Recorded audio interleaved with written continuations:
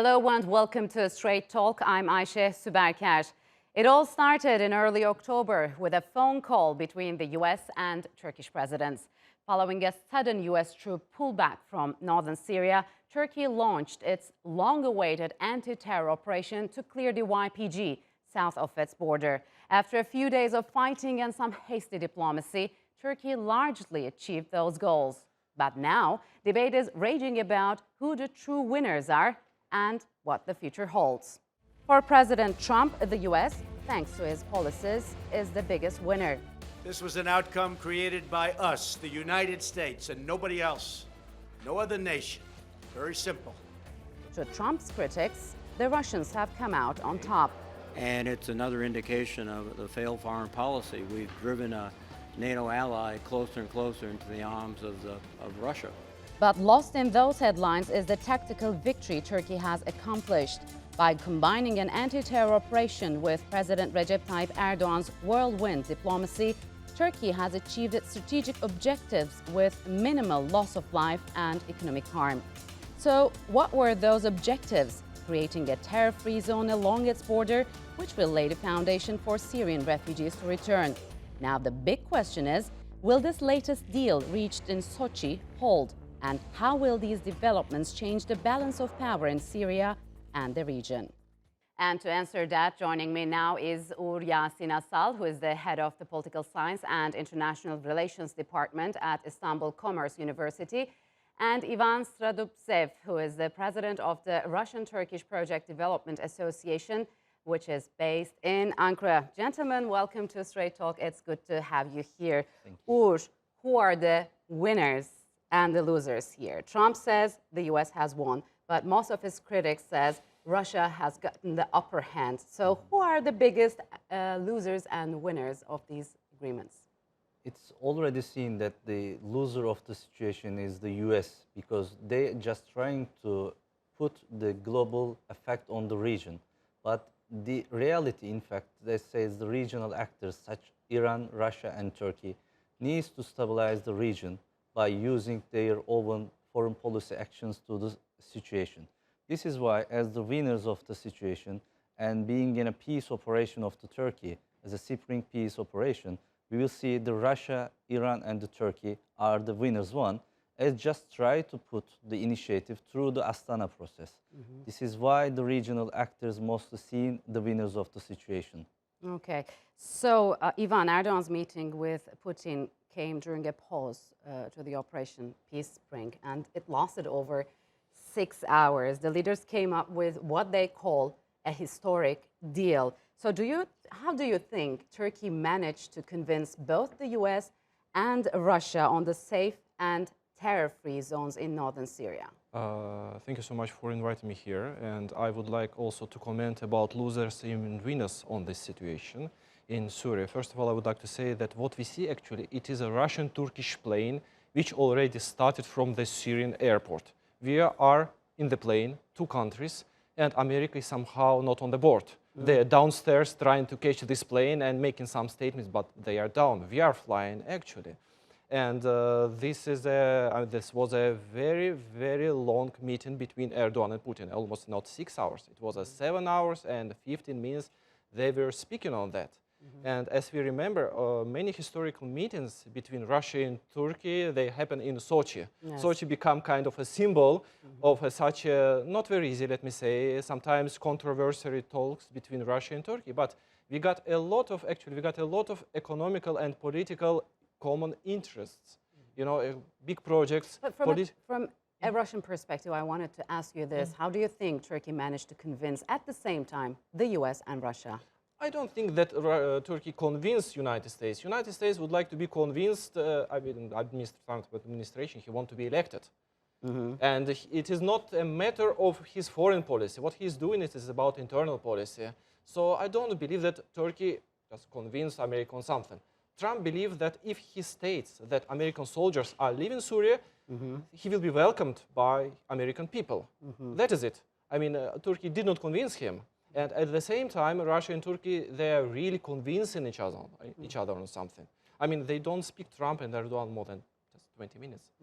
Putin and Erdogan speaks about 7 hours. Yeah.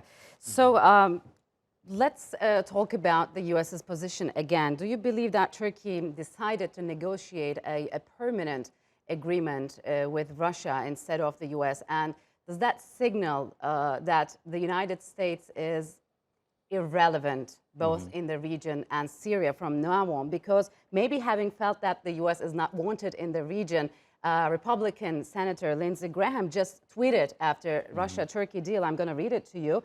It is important that the international community police the safe zone, not Assad, not Russia, not Turkey. This can be accomplished by America providing air power to an international force, but not committing troops on the ground to control the safe zone. So, Ugur, how viable is this?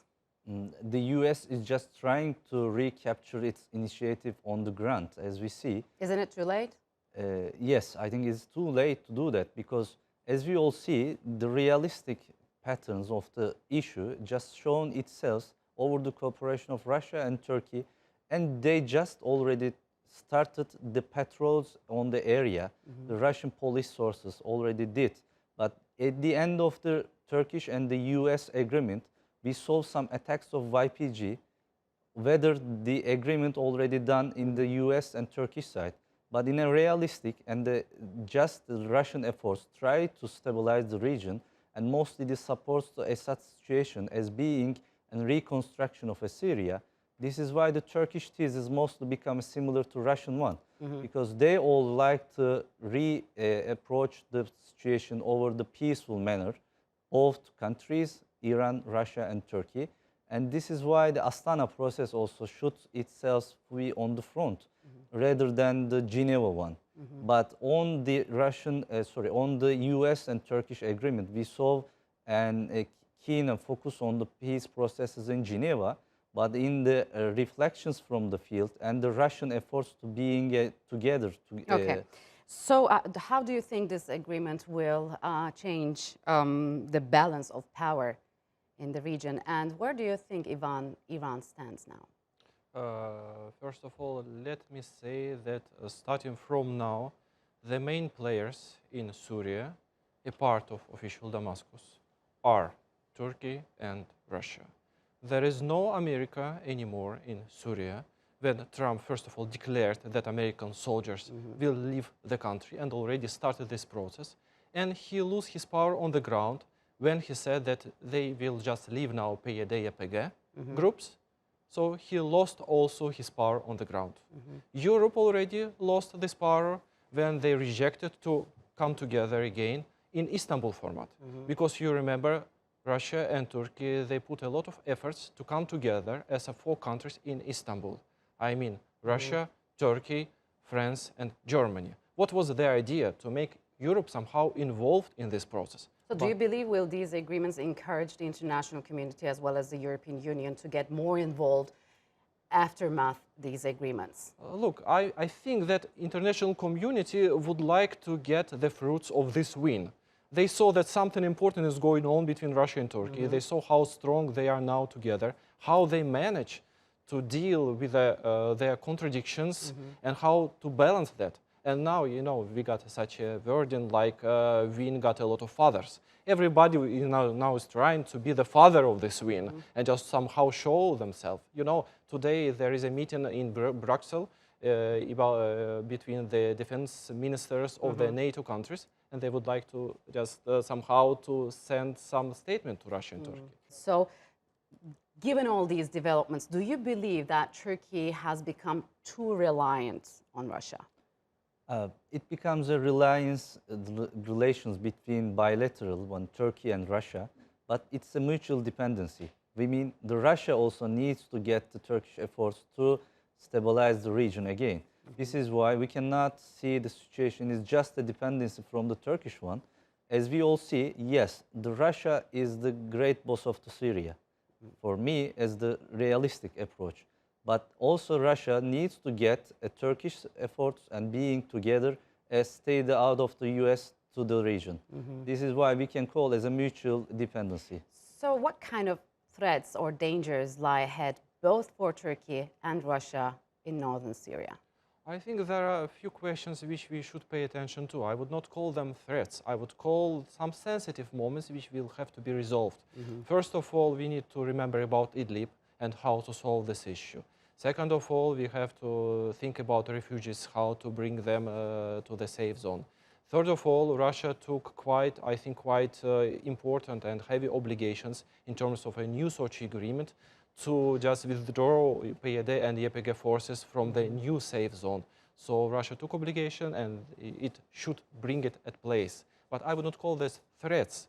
We have some sensitive moments and I believe that we will manage to balance them. So, Ugur, what will happen to the YPG fighters and their weapons? And regarding to both agreements, mostly the US one, they said that they will destroy these tracts and the other weapons from the region, but it needs to be a very keen pursuing on the issue that is followed up by the Turkish armed forces.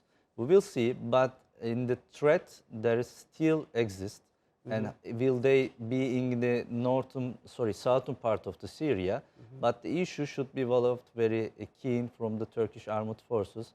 We will see. That's a deal, and the diplomacy will show itself and its capacity, how the process will resolve. From the very beginning, there's going to be a long, thorny, and a costly process for the region. We'll see how will that play out. We're out of time, gentlemen. Thank you very much for joining me on Strait Talk. Thank you. The US-China trade war has tested the world's two biggest economies and rattled global markets. But it appears an unlikely winner may have emerged from the dispute between the world's largest economies, Turkish hazelnut producers. Our correspondent, Britt Clennett, filed this report from the Black Sea town of Ordu, where one producer says a drop in Chinese demand for American hazelnuts has opened up new opportunities for trade. The lush green hills and humid conditions of Turkey's Black Sea coast are ideal for growing hazelnuts. Just a few hours' drive from the Georgian border, the city of Ordu grows more than a quarter of the world's hazelnut supply. The nuts are harvested from these farms, then head to production facilities like this one, where the natural nuts are roasted, chopped or ground into a paste. Most of the nuts produced in this region are shipped off to the EU. But lately, companies based here are seeing a boom in demand from East Asia. China is really growing market and becoming more and more interesting for Turkey. And the progress is really unbelievable. And when we compare the figures with 10 years ago, for example, it is dramatic. There is a dramatic change. For example, 10 years ago, when we are selling around 500 to 1,000 tons, today Chinese import over 8,000 tons. And in 2019 season, we are expecting over 10,000 tons. Gursoy says the hazelnuts destined for China are often mixed with other nuts and packaged into healthy snack packs. Now, I'm told that Chinese buyers prefer these natural hazelnuts, which have been roasted. This batch has been vacuumed and will soon be heading for China. In fact, in the last 3 weeks alone, more than 1,000 tons of this stuff has headed east from Turkey. It seems that the Chinese appetite for Turkish hazelnuts is growing. Why is that? It's partly due to China's ballooning middle class. But according to local producers here, there's another major reason for the spike in demand. For Chinese retailers, hefty tariffs on American nuts as a result of the US-China trade war has meant their regular supply chains from the US are now more costly. Instead, they're pivoting away from American nuts, and it seems their sights are set on Turkey. Because of United States and Chinese trade war, suddenly came up, and all the import tax for all these other commodities which is imported from United States suddenly increased, and these commodities became very expensive for Chinese people. As an alternative, especially retail business, just concentrated on hazelnuts.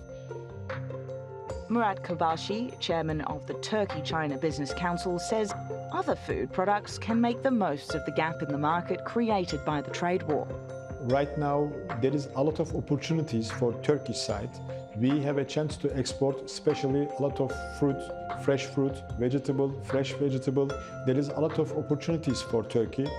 He wants to see more bilateral agreements between Turkey and China for agricultural products. These products we are exporting to, for example, Germany or South American countries. But why we cannot sell to that article to China? Mostly we do not have free trade agreement between two countries, China and Turkey. Some argue that a free trade agreement might end up hurting other sectors. But most can agree that China's 1.4 billion population makes it an important market to crack. Britt Clennett, Strait Talk. And joining me now is Plamen Tonch, who is the head of the Asia unit at the Athens-based Institute of International Economic Relations, and Altay Atli, who is a lecturer at Koc University, who specializes on the Asia-Pacific region. Gentlemen, welcome to Strait Talk. It's good to have you here. Altay, I want to start with you. For the hazelnut production and sales, Turkey seems to have seized an economic boost, but from a broader perspective, do you think there are other areas that Turkey can capitalize on because of this US-China trade war? Yeah, sure. Well, agricultural and foodstuff should be our priority area in this respect. But we should be careful here because the fact that there are these trade wars and the direction of trade is changing, new opportunities are emerging, doesn't necessarily mean that it will be very easy to get into the Chinese market. One thing is there's competition. Everybody wants to get their share of the Chinese market, and Turkey will have to compete against them. And the other thing is... Isn't competition a good thing? It's a good thing, but you have to be prepared. You have to improve yourself. You have to improve your quality. You have to improve your market access and everything, which is a good thing for Turkey as well. The other thing is, well, when talking about improving yourself, it's especially in fresh fruit and vegetables. So you have to comply with Chinese standards, which are very strict. And they need to come and check your produce, and then the two sides need to sign an agreement so that actually the trade can start. So you have to do that for every single product. Turkey has already some agreements here, like recently we had about cherries, then pistachios. Now they are working on milk and dairy products, but again there are these obstacles related to regulations as well. But yes, I mean, if we can overcome this, the Chinese market can be actually very much beneficial for the Turkish producers. So Altay said we have to be careful and we have to be prepared. He was talking about Turkey. Plamen, we saw in the package some producers want a free trade agreement with China. Is there a risk for countries like Turkey to become over-dependent on China in trade? It is true that having a free trade agreement sounds great, but then one will have to look at the practical implications. It means that, of course, you can have easier access to the huge Chinese market. But at the same time, you run the risk of being inundated with Chinese imports. And I understand that right now, please correct me if I'm wrong, Turkey already has a huge trade imbalance with China in the range of $18 billion. 18 billion, yes, right. 18 billion. In total, it's 23 billion and 18 billion. Indeed, last year, as I checked the figures. Apparently, this is something to be kept in mind. Otherwise, I happen to be in favor of free trade, but one will always have to look at the pros and cons, and Turkey, of course, is no exception. Sure. So, on the other hand, the World Trade Organization has also authorized the U.S. to go ahead with its tariffs on the European Union. I think they're worth around $7.5 billion. So is there a room for Turkey in this respect, although Turkey does not export what the European Union exports to the US? Well, there might be a room for that. Again, it's up to you. You need to be well prepared. You need to do your homework carefully, and then you can get your market share. But here, actually, we are really talking about the short term. Short to medium term. Okay, so that might be possible, but in the long term, actually, the whole entire foundations of the global trading system is now being shaken, and Turkey is a part of it. So in the short term to medium term, yes, we can get our share of, we can use the opportunity to increase our market share in the United States, in Europe, and so on, in China as well. But in the long term, are we really prepared for this new architecture of the global trading system, which is totally uncertain now? What should we do about that?